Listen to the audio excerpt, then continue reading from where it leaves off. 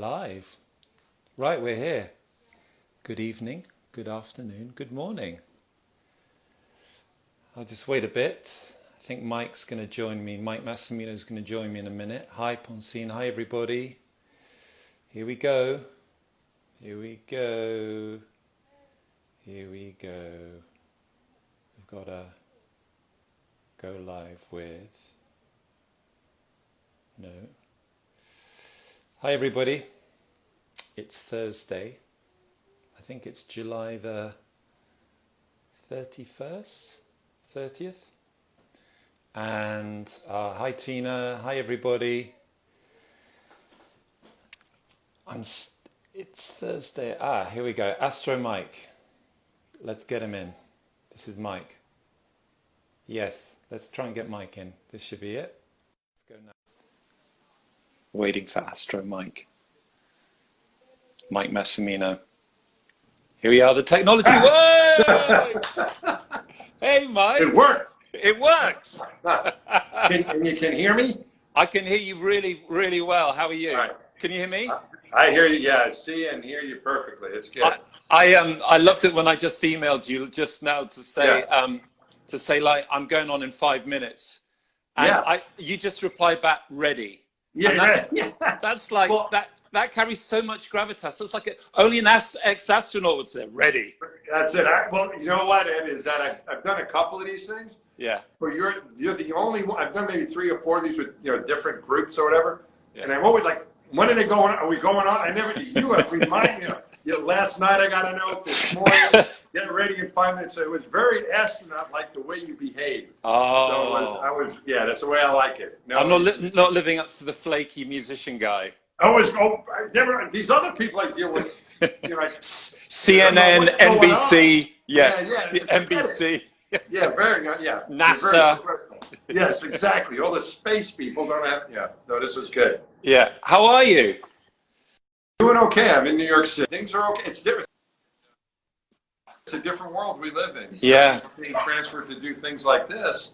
Yeah. But I think that's just the way it is. I think it's going to be like this for a while, and I think there are some benefits from doing things like this that we may want to, when we get over the hump of this this whole pandemic. I think we're still going to have some of these things around for us. We've gotten really good, or getting better anyway, at connecting online and teaching online and doing presentations and talks and having get-togethers with our friends. So I think we're gonna. There's some things we're gonna keep going with even after this COVID deal is over with, hopefully. Yeah. And where are you? Are you in New York? Yeah, I'm in New York City. I'm in Manhattan. In Manhattan? Is that where you live? Yeah, I do. I teach and live up near Columbia University, so nice. Upper West Side. So I've been going to different locations for the time. Also spending some time out on Long Island. Yeah. Which I'm probably going to go to this evening. It's nice and quiet out there. What's it like? What's it like in New York? Because I mean, I haven't even been. I'm back in. I was in Wales for lockdown, and I came back to London because the kids were going stir crazy. Yeah. And they needed to. They had to, even if they weren't seeing their friends, they had to know that their friends were around the corner. So we came back to London, but I haven't been to the centre of London since January. Wow. Yeah. New York was interesting. I went for it really cleared out right around in certain areas, but in Manhattan, a lot of people just left. Yeah. And there were things I never saw before, like rush hour in Manhattan, 6 o'clock in the evening, nothing. And I saw a kid on Fifth Avenue on a bicycle. He had at 6 o'clock in the afternoon, where there would be just cars and buses and everything. Yeah. He had one foot on a seat and the other foot on the handlebars. He's like surfing. I tell him, you can go to the hospital for things other than COVID-19. There he is. It's like just going down. So that was amazing. A couple months ago, I went for a bike ride down. It was on a Saturday, and purposely went through Times Square, and completely empty. I had never seen Times Square like that before.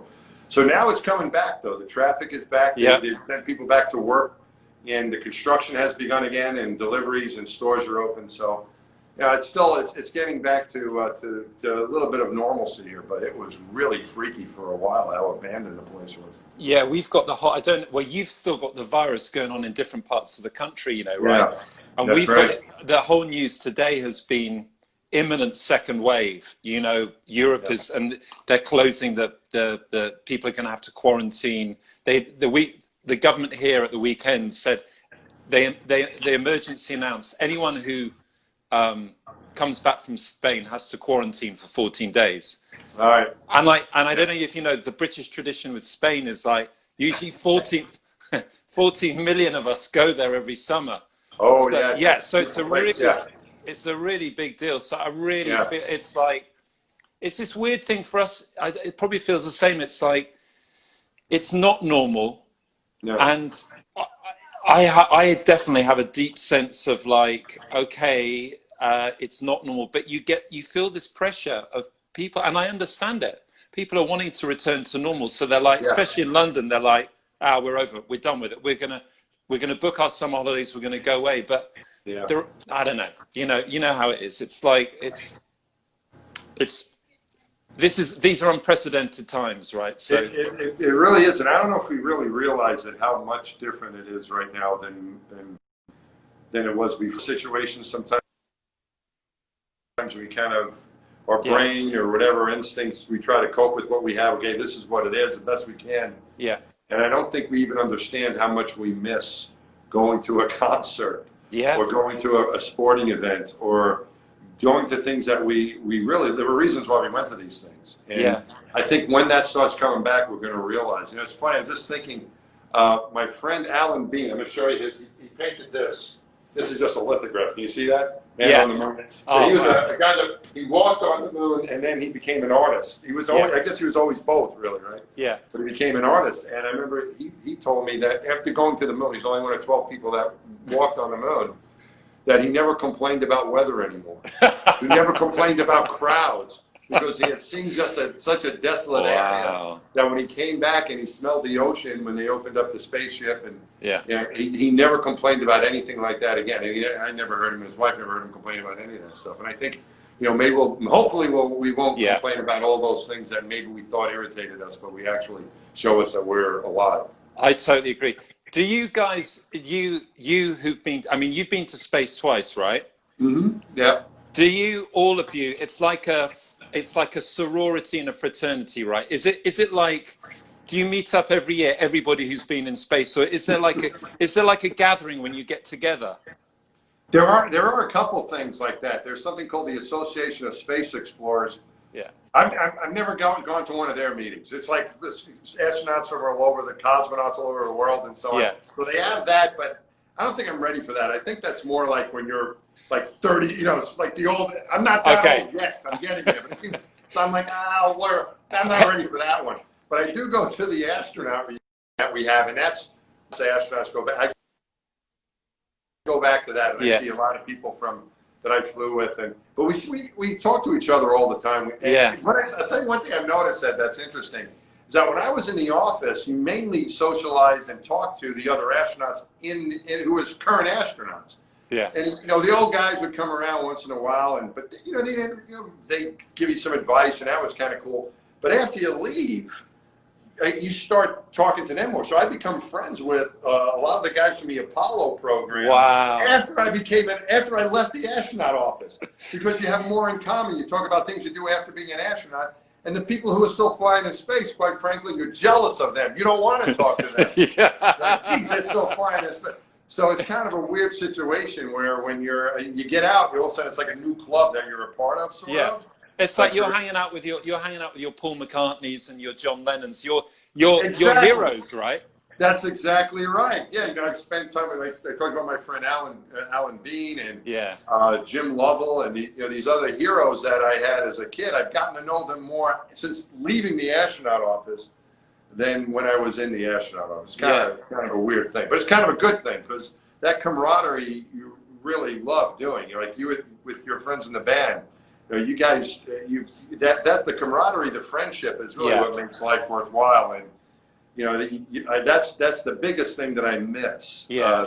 Not being with and we still stay in touch with my crewmates, but it's not the same. Yeah. So I get to go to talk or do a TV show or something like that with a couple old astronauts. It makes me feel good. So you feel like you're doing a different kind of mission. It's amazing because, you know, through our conversations, I've been a bit obsessed with space, and then meeting you, I think did we meet in 2012? I think it was 2012 down in Houston, right? 2008. 2008? No, wait, no. No. My first Radiohead concert with my daughter was 2008. 2008. You're absolutely right. It was, yeah. And I looked it up. 2012. It was March of 2012. In Houston. And you guys were on tour, and that's when we met. The first concert I was at was 2008. But yes, we met in 2012. Yeah, absolutely. So I remember at the after show, we met at the after show, and someone said to me, there's an astronaut here. And I went, yeah, right. We're in Houston, funny one. Yeah. And he said, no, there's an astronaut here. And he's got a photo. And he showed me that photo of In Rainbows. And, you know, and you explained that Gabby, your daughter, had given it to you. And I kind of, that's where we kicked off. Yeah. And one of the things that I've always been kind of obsessed about with space, I'd love you to, and I know you've talked to me a bit about this, but that experience that you have when you're in space and looking down upon the planet, because you write about it eloquently on your Instagram, and I know you talk about it, but because it strikes me, you've got, you know, your role, there's a very technical and a very precise role that all of you do up there, right? There's, it's like you've been training for this, but there's also going out in space, something else happens, right? The feelings that you get. Yeah. And almost, and I know I've read about what they call the overview effect. Yeah. Mm-hmm. Yeah. Would you kind of just, you know, I'd love to hear it again. I'm sure other people would. Yeah, no, my pleasure. I think about it all the time. We were very fortunate at Hubble that we were far enough away from the planet. When my missions were the Hubble Space Telescope, we were 100 miles higher than where space station is. So we don't see as much detail when we're looking during a spacewalk. We see the curve of the planet. You see the whole globe. It takes up your whole field of view, but you can see it, and it's just extraordinary. There are no words really that can describe it. So my feelings were and during a spacewalk, it's different than looking at it through the window of the spaceship. Yeah. But through the window of the spaceship, you're constrained by the window, right? Yeah. And you can't see everything, and you're still kind of inside. Yeah. It's like, it's kind of strange. Like you're in a room right now, right? And you blast off and you're in space, but you're still in the same room. You're looking out the windows, the view has changed, but you're still sort of inside. Yeah. When you're kind of like looking at an aquarium is the way I equated it. You're looking at the pretty fish through the window. And then you're like a scuba diver when you go and spacewalk. I really felt like I was a spaceman interacting with the environment. You can look anywhere you want, and the sun is so bright, and the darkness is so dark, and it's just an amazing experience. But looking at our planet, when I first looked at it, when I really had time to just, after being in space a few days, this was it was actually my second spacewalk where I took this break and had this time to just feel confident enough in what I was doing, just to relax and look. The thought that went through my mind was, this is something that's more beautiful than human eyes are supposed to see. Yeah. And that people aren't supposed to see that. Our planet is it's like a secret. You're looking at a secret. No one's supposed to see this. And I actually turned my head. I said, don't look at it. And then I said, you idiot, when are you going to get back here? So I looked again, and the second time I looked, just the emotion started building up inside me, just the pure beauty of our planet. Yeah. And I started feeling a little tear develop in my eye. Then I got really worried because we were having trouble with the drink bag that was spitting out water and mixing with the anti-fog in the visor and finding its way back to the crewman's eye and causing irritation. And one guy got blinded on one of his spacewalks, and here I'm like, oh my goodness, I'm going to introduce my own water, cause a problem. There's going to be an investigation. I'll have to admit that I was crying to all my tough guy friends. But I got myself under control the third time, and the thought that went through my mind was, this would be the view from heaven. Away from our planet, this is what you would see. And then I thought, no, that's not right. It's more beautiful than that. This is what heaven must look like. And I have no idea what heaven looks like, but I can't imagine anything being more than a planet. It's like it's a paradise. Yeah. And it's very fragile. You also get the sense that you can see the thinness of the atmosphere around the planet, and it's had this fragility to it. And then looking in the other direction, out toward the vastness of space, the darkness, and looking back at this oasis that we live on, this complete paradise, you realize we have no other options out there. You know, we've checked out the neighborhood. There's nowhere to go. We know maybe somewhere there is, but certainly nowhere we're going to get anytime soon. We have to take care of this place. And then the last thing I'll say about it that I think about is just my concept of where I'm from. You know, when I was a kid, if you said, where's your home? I would say Franklin Square, New York, my town that I grew up in. You know, that series of blocks that made up my town was my world. That's where it was from. And then as I got older and went around the country a bit, went to college, you know, where are you from? I'm a New Yorker. You know, I identified myself as a New Yorker. And then as an astronaut, I felt like I was an American. Where are you from? I'm from America. But now when I think of it, I don't think of home as, I'll be all those things. But when I think of home, I think of our planet. And I think of myself as a citizen of the Earth. And especially during this pandemic, when we're all going through this, the whole world is dealing with this, right? We're all in this together. We all share the same home. And something like this that strikes the whole world reminds us of that we really are together on this planet. I think what's so interesting about what you talk about, that perspective, is we are all citizens of the planet. And, you know, so much of, I'm sure the same with you. I'm born in '68. You know, I grew up in the Cold War era, and it was all about boundaries, and we still have that. You're defined by what country you come from or what neighborhood, and that perspective is so important. And that was something that I've really latched on. I read, I love that image that Voyager 1 took of the planet, the pale blue dot. And Carl Sagan's words, you know Carl Sagan's words that accompany that image. Remind me. Well, the pale blue dot, he says basically it's that image, you know, that he, when Voyager, you know this, when Voyager 1 was leaving the solar system, they said, well, it's still working, what do we do with it? And Carl Sagan said, well, let's take a photo. So they take a photo, the furthest photo of the Earth, and it's tiny pale blue dot. And he goes, basically, he says, this is us, this is our home. And he puts everything, he said, every war that's ever been fought, every leader that's despotic, every lover that's loved, has all happened on this tiny speck of dust, this mote of dust.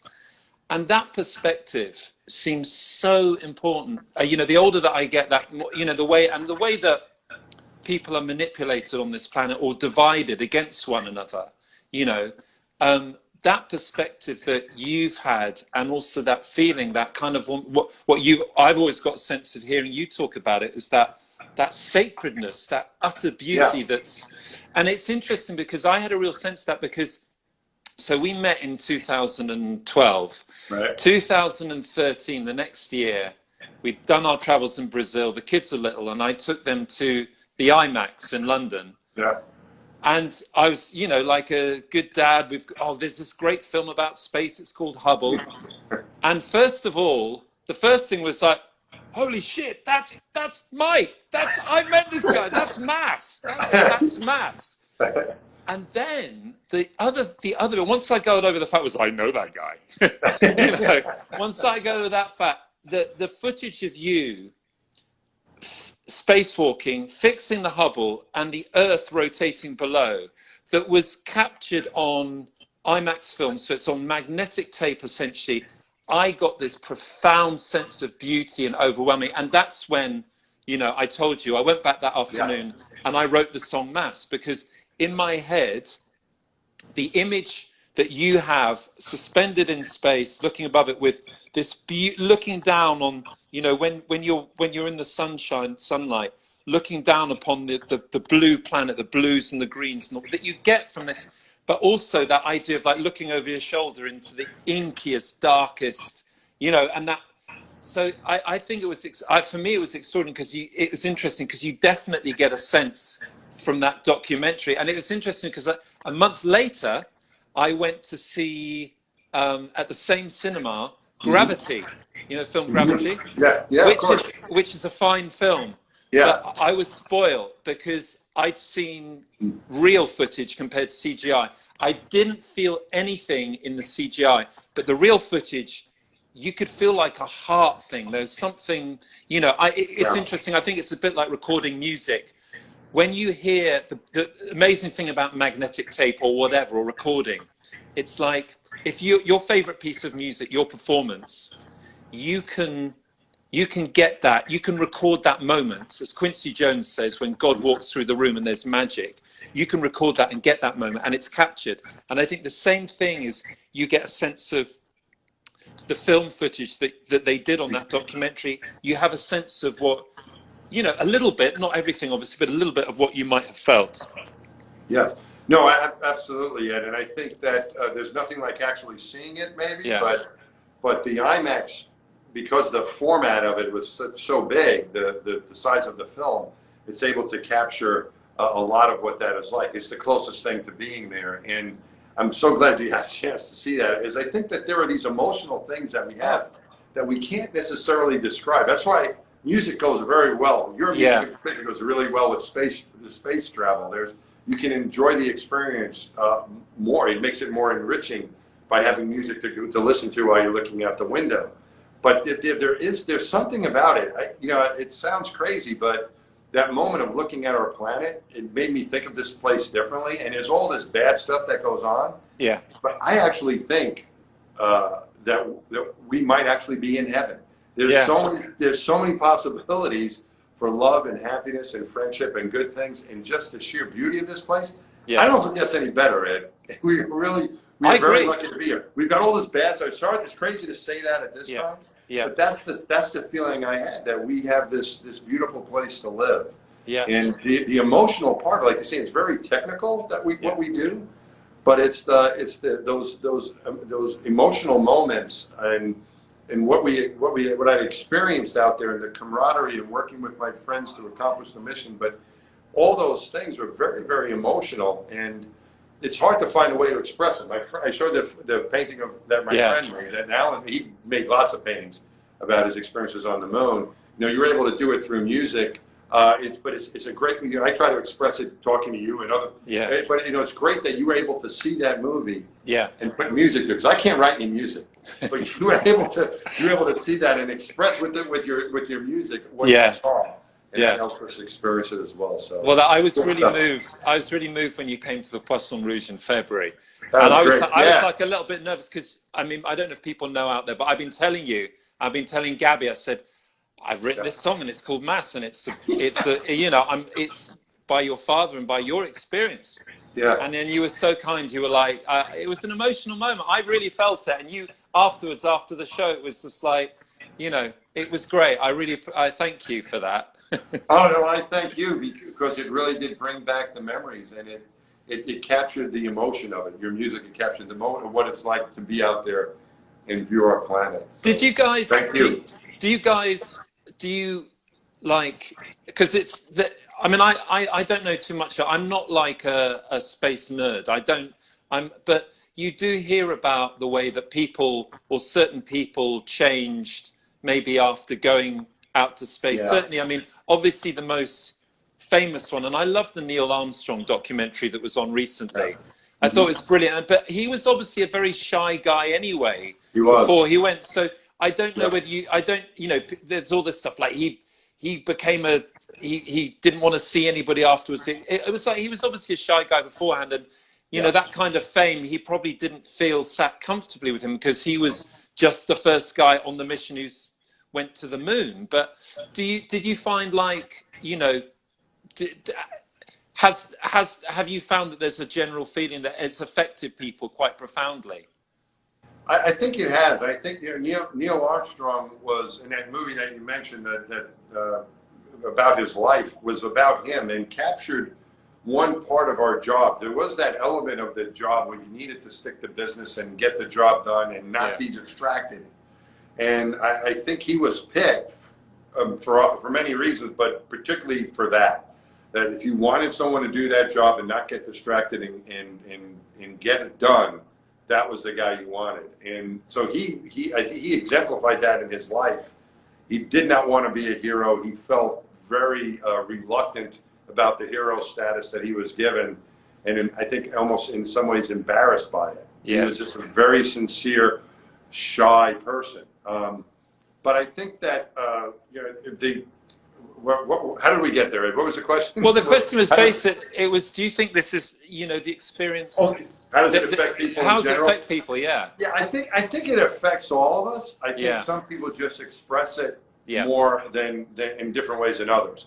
Some, you know, some people they're like they kind of have the more maybe the Neil Armstrong, let's say, maybe it's hard to, I shouldn't really categorize it like that, but you know, sort of I have this job, you know, it's like another step in their career. They wanted to fly airplanes, they became pilots, and then they became test pilots, and then they became astronauts, and then they're going to do the next thing. And I think that's the way it is for some, but I think a lot of us, and I think it does affect some people.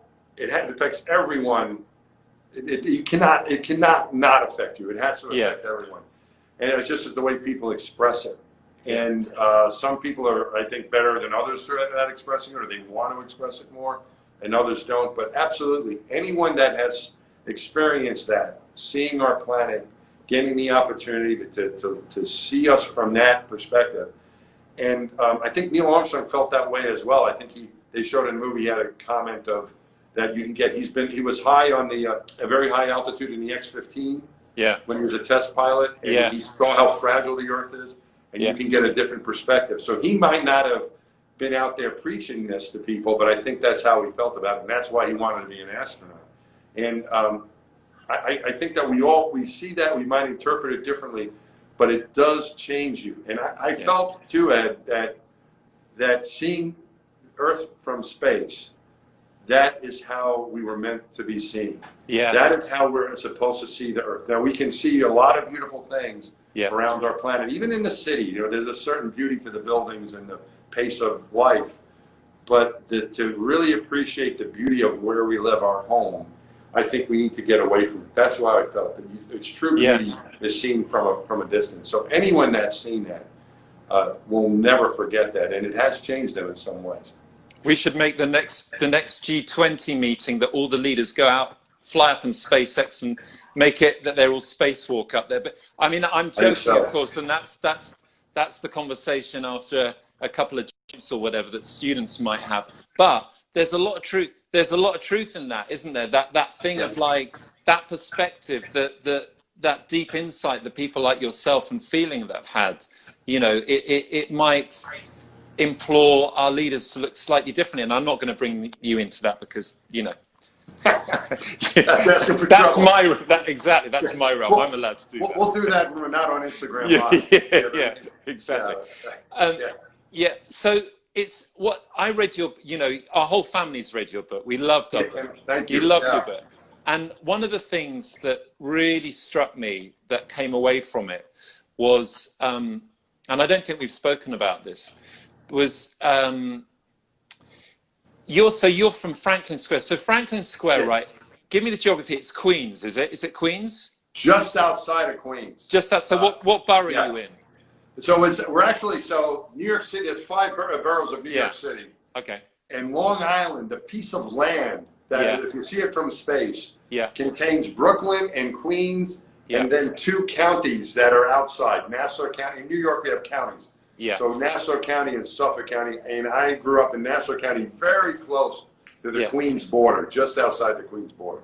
So you'd identify yourself though as a Queens, because you're like a Mets fan, right? And the Mets and the Queens thing. Yeah. Right. Okay. So here's this guy, and you grew up like, are you second generation or second? Was your grandparents come from Italy? My grandparents came from Italy. That's right. Whereabouts in Italy? Sicily. Sicily. Yeah, the place where people wanted to get out of. Yeah. At that time. So all my I shouldn't say that, but all my beautiful place. I flew a Sicilian flag in space, and I am now. I'm also an Italian citizen now. I bet you are. I bet you're a hero when you go back. Citizenship. But my grandparents all came from Sicily. So it's an amazing. I mean, this is kind of like yours is it is like the American dream story in a way, but sort of. The thing that I get from that is that particularly what you sort of, and I've met people like this, who at a very young early age kind of almost not fixate on this idea. So you knew at a very early age that you wanted to go into space, right? I did, but soon after that, I was 6 when I watched Neil Armstrong on the on the TV. But soon after that, I realized I thought it was impossible. So I wanted to, but I never thought it could happen. So at what stage did you think it could happen? I think what happened. I was doing an interview earlier today with someone because we have a landing coming up with the SpaceX landing, and I was doing a media interview, and someone asked me something like that. So maybe that's what's in my mind. I'm going to give you that same answer. Yeah. But I think it's true is that I realized when I got out of college, I always was interested in the space program, and I would love space movies, space magazines, articles I would read in the paper, and I went to see the movie The Right Stuff when I was a senior in college. And then I read the book by Tom Wolfe. It was about the original astronauts and test pilots. And I started to think more and more about that little boy dream I had at 6 years old, because I really wanted to be an astronaut. I still have my Snoopy here, and he's right here. This is my Snoopy hat that I played with back in 1969. Astronaut Snoopy. Yeah. And I think what happened to me when I graduated from university, from college, and I was an engineer, and I realized I was getting older. I was now out of school. Yeah. And I thought to myself, are you just going to keep dreaming about this? Yeah. Or are you going to give it a try? Because now's the time. If you don't get moving soon, and seeing if this is all possible, it's never going to happen. And I realized that I wanted to see if it could happen. I did not think it was going to happen, but I realized it wasn't going to happen unless I tried. I would never know unless I tried, and I could never live with myself if I didn't try.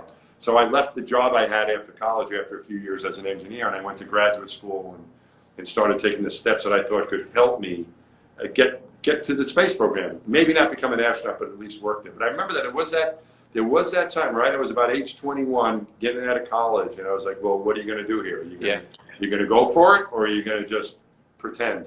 And so I decided at least I needed to try. Yeah.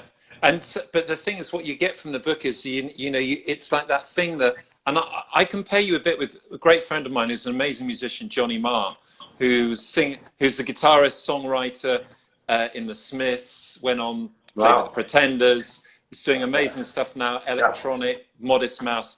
And he told me I got the similar, he's like, he kind of fixed it. He's a kid from Manchester, working class kid from Manchester, but he fixed it in his head.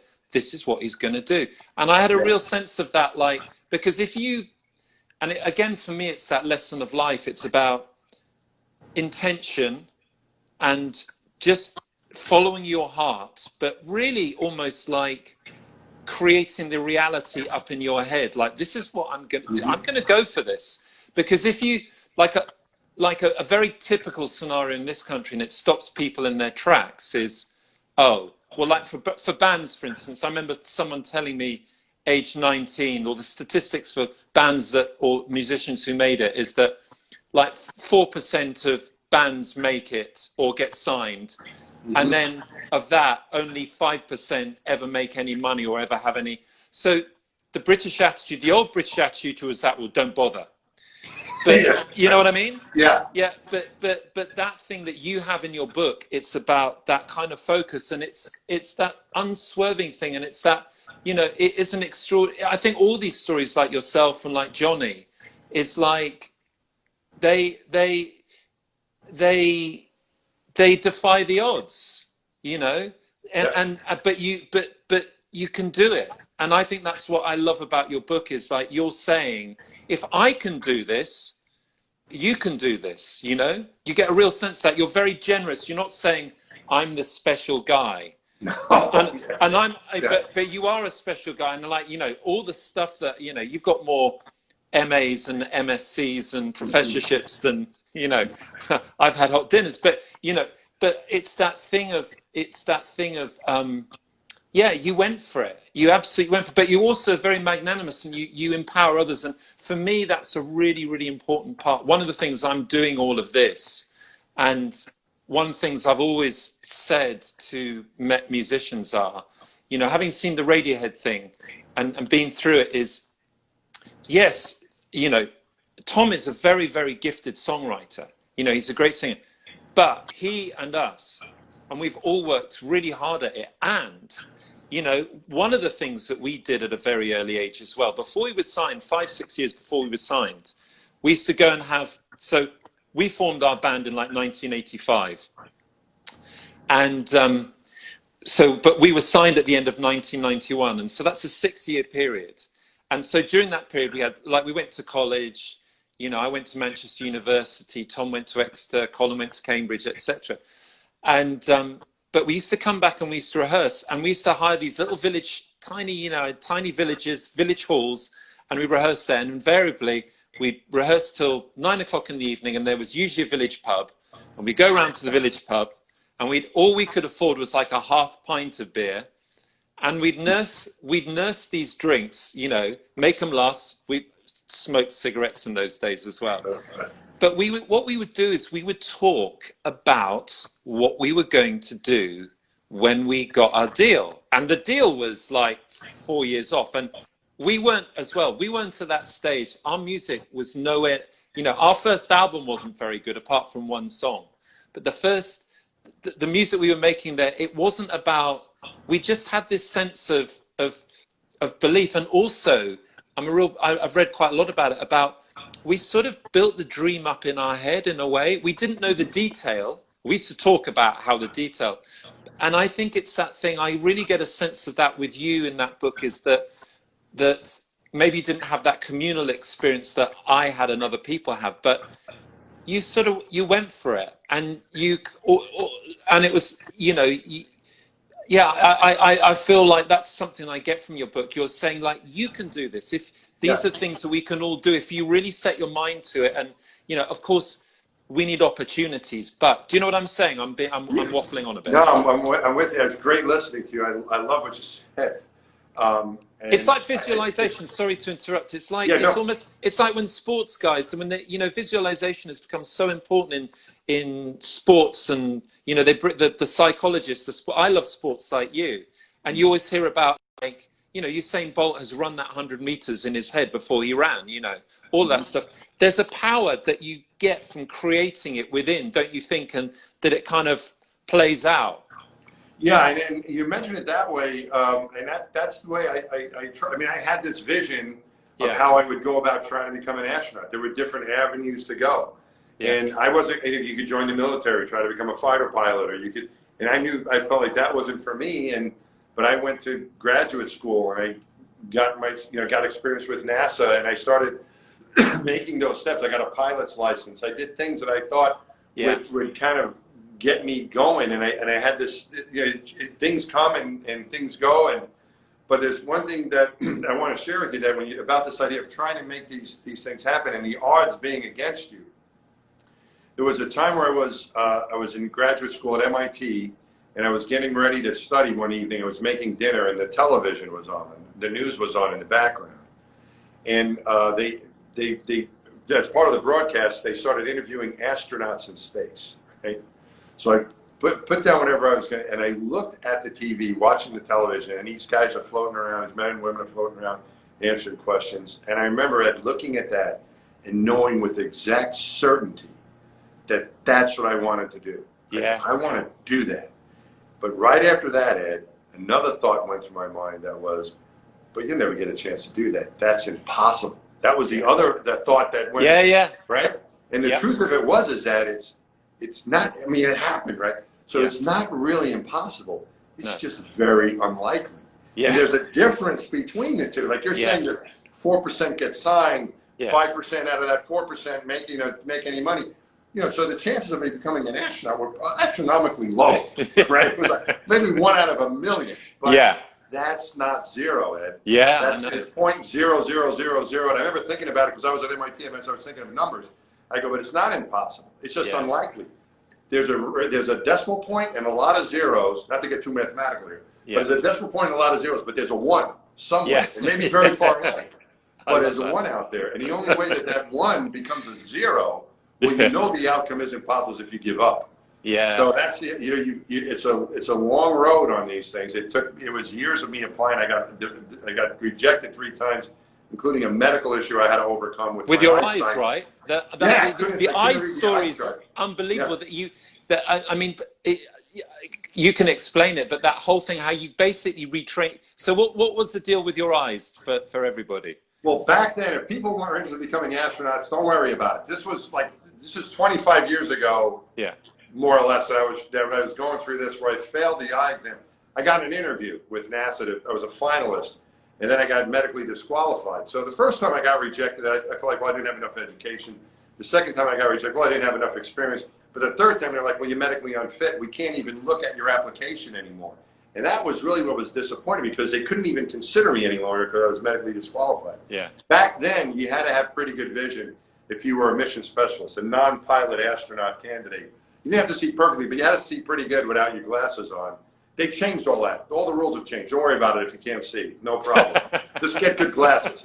But back then, you needed this. And they didn't accept LASIK, and now I think that's acceptable under some circumstances, but none of that was acceptable back then.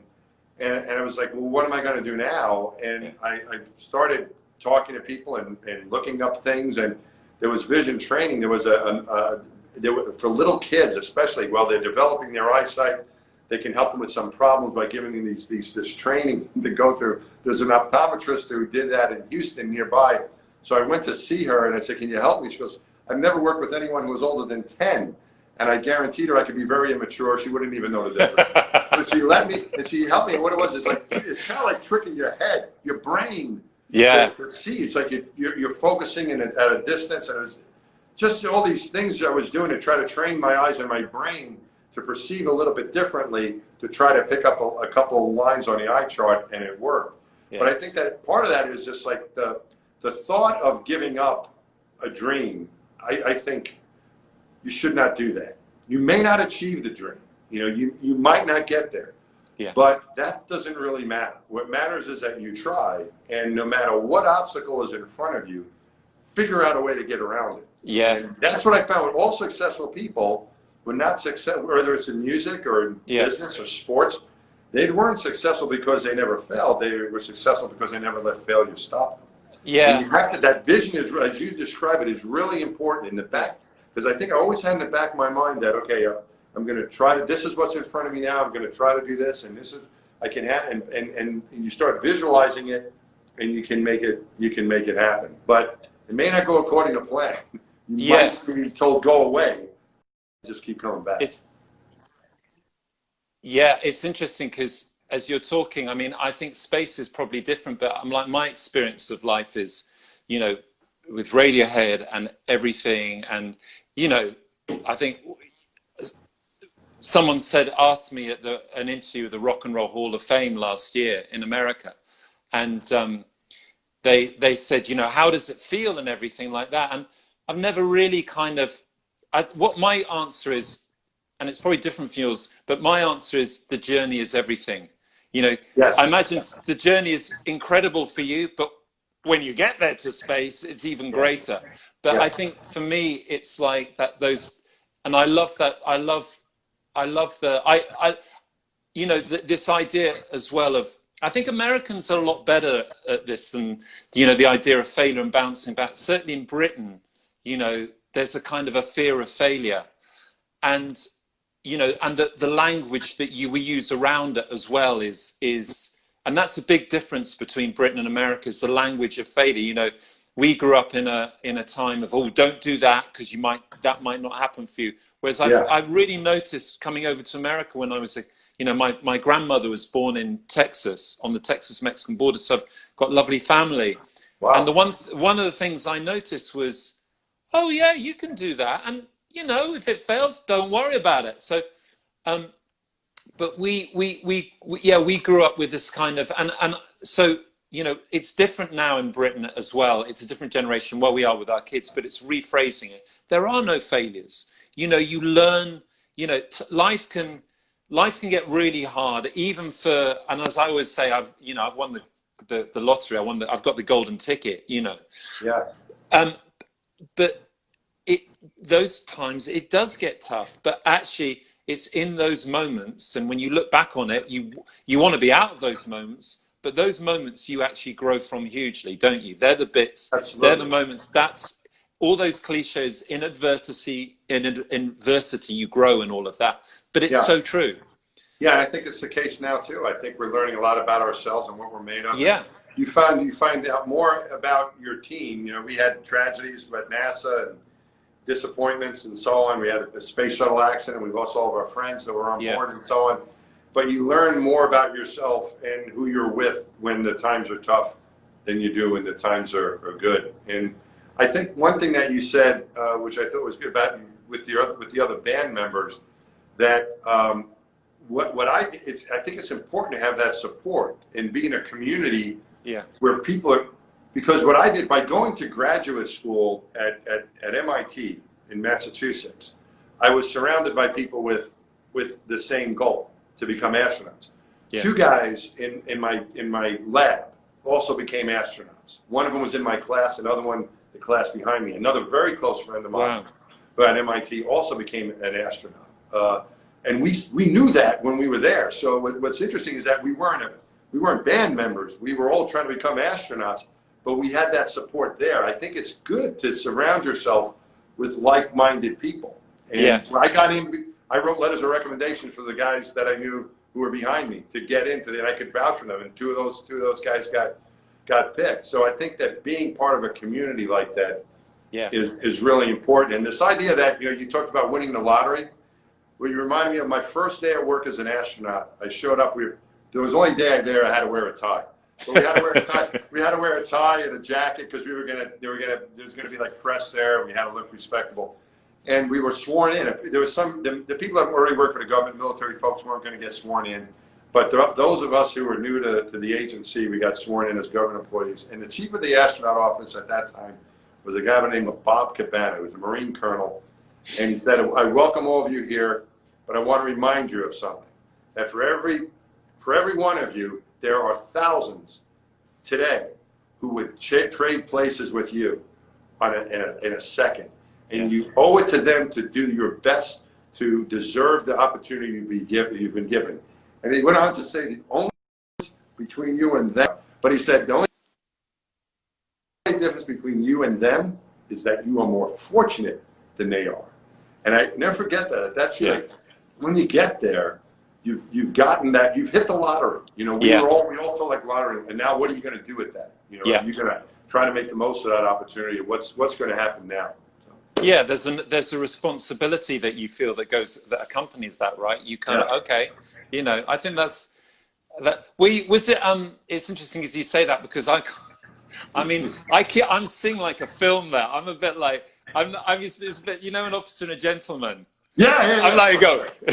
Me on knees. I'm kind of like the drill sergeant. It's not like that, right? It's not. No, they're not at NASA, but we got a little taste of that though. Really? We went through survival training, and we went down to Pensacola where I think they filmed a movie and did the water survival training where they put. I think that's the movie where they put them in the water in the altitude chamber and stuff like that. So the people that trained those guys, they trained us for those 2 weeks. But I don't think they could be as mean to us as they were to the Navy guys, because we were a bunch of civilian egghead professors, so they couldn't hit us or make fun of us too badly. But we got a little taste of those guys. They were great. Those instructors were great. Did you do that thing where it slides down the ramp and you go upside down and you have to unbuckle your harness and? We did all that stuff. Oh. And I never thought I could do that. This was interesting because I don't like heights. I'm not an adventure person, believe it or not. I'm okay in an airplane. I'm okay in a spaceship or a spaceship. But I'm not a guy, when people, we have an opportunity to go rappel off the building. Well, enjoy it, and I'll take your picture from the ground. Is that how we get home, or is there an elevator? Actually, it was in Oslo at an event, and we were on one of the ski jumps they have there. And they said, you can go down there, you can rappel down and something. And I go, you're going to love this. You're an asshole. If there's an elevator, I'm taking that. I'll walk the stairs. I'm not going down the rope. So I'm not really inclined to do that stuff. But what I learned in that training is a couple things. One is thinking about something, Ed, is usually a lot worse than doing it. Your brain can psych you out, and you can be so, oh my God, how am I going to do that? And the way that when you're trained to do something, the way they trained us down there, the Navy did for those couple of weeks, they don't start off with that exercise. They build you up to it. So a lot of these things that we do in life, that we're like, how am I ever going to do that? There's a method to it. You start small and you build up. There's that film came out when I think I was about 14, and that scene absolutely terrified me. And about 3 weeks later, we had this thing called Army Cadets, and I went on this Army Cadet camp up in Yorkshire. Yeah. Yorkshire, which is the north of England, in April. Yeah, and it was called nice. yeah, right. Okay. Yeah. So it's called adventurous training. So it was all this rock climbing, and and I'm like you. That's not my. And I remember they'd had biblical rains for 3 weeks, and we were going canoeing on the river, kayaking, and the river was the highest it had ever been for 10 years, and I'd never been in a canoe before, and we had to have splash decks, and it was so badly done. I mean, it was dangerous because the only practice we had kind of trying to do a capsize drill was on some tarmac on the ground. And I remember, and I was haunted by that scene. I'm like, where's my mayonnaise? Where's my... And I remember 2 kids went down. There was 1 kid went down, and he basically went down 100 meters down these rapids. He was, the whole way down, he was completely capsized. And he came out, it was grim, man. It was so grim. And he was spluttering. And we were with real army soldiers. Yeah. And they liked the fact that they were giving, you know, they weren't very kind. You know, it wasn't, funny enough, the military in those days, there wasn't a kind of a safety net. They weren't very, easy on us. And I remember, good fortune or whatever, saved me. And then another kid went down, and I was like the next one, and I was shitting it. I was absolutely shitting it. And all I could think about was just like, that scene of that poor guy in the film who kind of loses it, and I go, and because the other 2 had been quite stoic, and they were kind of like rugby players and like really tough, and I was like 7 foot and weighing about 7 stone.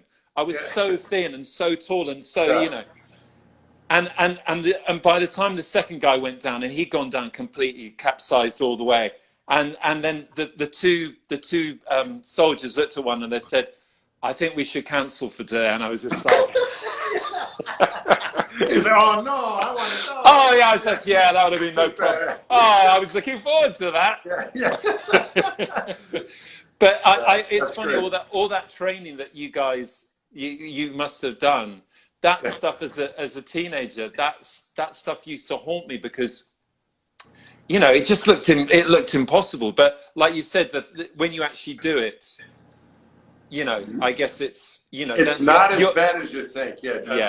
Something to remember. I still remember that. I try to remember that now, and I'm like, oh my goodness, what's it? But actually thinking about something, your brain can make things a lot worse than they'll ever be. Yeah. So doing it is not as bad as thinking about it. Yeah. And then you've done it. Like, holy cow, how did I ever do that? But a lot of these things you're trained to do it, and hopefully these guys keep. Then I always talk with those instructors when they would do stuff to us. I always thought to myself, well, if they kill us, they're going to get in a lot of trouble. There's a lot of paperwork. They're going to have to fill out a form, and they don't want to do that. So it's in their best interest to keep us alive. That's what I always try to try to remember too. I wasn't as cerebral as you on that one. I was, So I've got a question for you. Slightly. So my favorite film of the last 20 years is Interstellar. What did you think of it? That was a complicated movie. I've seen that movie 3 times. Yeah. Did you enjoy it? Sure, I knew what was going on. But no, I thought it was a very interesting movie, a wonderful movie, but very, very cerebral. I think that whole space movies, there was a lot going on. I love all the space movies in general, but absolutely, that was a great one. I thought it was amazing, that whole thing of like that kind of the whole idea of dimensions. I mean, I've seen it about 10 times, but. The only bit, and I love that film because for whatever reason it gets me. Again, I think the CGI is actually really good, and the concepts are really interesting, like time accelerating, going down onto a planet, and you spend an hour down there and it's 10 years out, and all that stuff, bonkers. Yeah. The only bit that I found a little bit strange, and the bit that ruined it for me, and I think it's all amazing, was when Matt Damon turns up. Because, I'm like, and I'll probably digress, and this isn't a very important point, but I was talking to Una about it today. I said, here's the thing. I've bought in Michael McConaughey, I'm in Anne Hathaway, Michael Caine, I'm in the bubble, and I'm so in this film. And they arrive at this planet, and I'm really into, it's Matt Damon. The bubbles burst slightly for a minute. And Matt Damon's a great actor. It's a great actor. But it's like, you needed to have somebody who was. This isn't a very important conversation, by the way. I'm sorry. I've kind of. That's good. I'm doing that thing as I'm talking about. I'm gonna. Why am I even mentioning this? Why am I wasting Mike's time? What he thinks about Interstellar? Anyway, that's about Interstellar. I like that film. I love all those space films. I love those Arrival and all of those ones when they take you out and, you know. Yeah. I generally, what I look for is that they make the astronaut look cool. You know, if the astronaut, I really, people worry about, could this really happen? Is it possible? Yeah. I don't care. It's good press if the astronaut looks cool. Ad Astra with Brad Pitt, right? Brad Pitt was good. He looked George good. Clooney. Actually, I thought Matthew McConaughey seemed a little nervous. I liked him. I thought he was real. Yeah, that's the problem. They got to be like super cool. You know, people, you're terrific and in great shape, and Matt Damon in the Martian. Yeah, the Martian. He had like an antenna sticking out of his chest, and he pulled it out and sewed himself up. Yeah. Like I freak out with a paper cut, but people think I can pull an antenna out of my chest with no problem. So. Wow. There should have been a buddy movie. Like they should have Paul Newman and Robert Redford doing something. That's right. Yeah. Take 2001. Get Kubrick on it. Put them in to have a little cameo. I think you're right. It would have been cool. As the Astronauts looks cool, I'm happy with the movie. Did you like that film? Did you like 2001? I really like the one I don't like. Out of them. Yeah. 2001 I thought was very interesting too. Like that Interstellar, those are pretty deep movies. The Apollo 13 is a little more factual. Yeah. As was that First Man, the Neil Armstrong movie. Yeah. So, but I like, The Right Stuff is my favorite movie of all time. Amazing. Amazing. Yeah. So, what's happened with the baseball? Last question. Baseball, where are we? Is it happening at the moment? It is. They've had a few games. The Mets have played 6 games so far. How are they doing? They're 3-3. So, but this baseball season there's no one in the stands. So you watch the games on television, there's no one in the stands. But actually, I think that's an okay thing because when I used to watch the games on TV and everyone was in the stands, I was jealous that I wasn't there. So now at least I know it's not an option. Just relax and watch it on TV is the best we can do. Do they pipe in? They do that with the football here. They've been piping in the sound of the crowds. They do the same thing. Yeah. They haven't had like astonishing boos yet. So it's not like people booing. In New York, the crowd would be very vocal. Yeah. They're very mild-mannered, the recordings that they play. But they're back. One of the teams, the Miami team, a bunch of their players came down with the virus. And so they shut them down, and they're trying to react to that. So, hopefully they can get through somewhat of a season. So it's back. Yeah. What's going on with sports on your end of this? We've got a bit of cricket. The football went on, and my team. Well, Sal, I'm a long-time Manchester United soccer fan, but Sal, who's my son, Sal, he's an Arsenal fan, which is his local London team. But I wasn't going to take him. It's probably a bit like if Daniel or Gabby were Yankees fans. You can't take them to be season ticket holders there. So we became season ticket holders at this club in the league below called Brentford, and we're playing a playoff on Tuesday, and if we win that playoff, we're in the Premier League, and it's this small West London team. So it's all good. Mike, listen, the Instagram said I've got a minute left, and usually we go right to the end, and I think we should just carry on talking. We won't say goodbyes. Sure. We'll just carry on, and that's the tradition. Yeah. It's rough around the edges. But thank you so much. It's great to see you, man. My pleasure, Ed. And it's very meaningful to see you and to be a part of this. And this has been one of the highlights of the whole quarantine COVID. This wouldn't have happened if it wasn't for that's so true. So, and we should do it again because I want to ask you about 70s New York.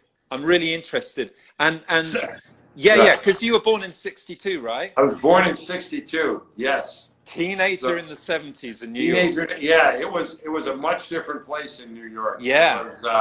It was a bit scary, actually. Yeah. I like it much nicer now. Yeah, and there's a great series that's I've just started watching on Netflix about the mob in New York. And oh my goodness. Yeah, the Gambino family and you know, What's the John show? What's Goss. the name of the show? What is it? I think it's probably called New York Mobs or something. It's like the one that's just come up this week. It's really All right. well done, and people talking ex-wise guys, and it's good because it's the context of New York, it's the context of those times, and you know, it's non-judgmental. It's pretty hard hitting, but it's non-judgmental. It's not saying these guys were bad. You know, they were there. It's just like, this is how it was. Yeah. So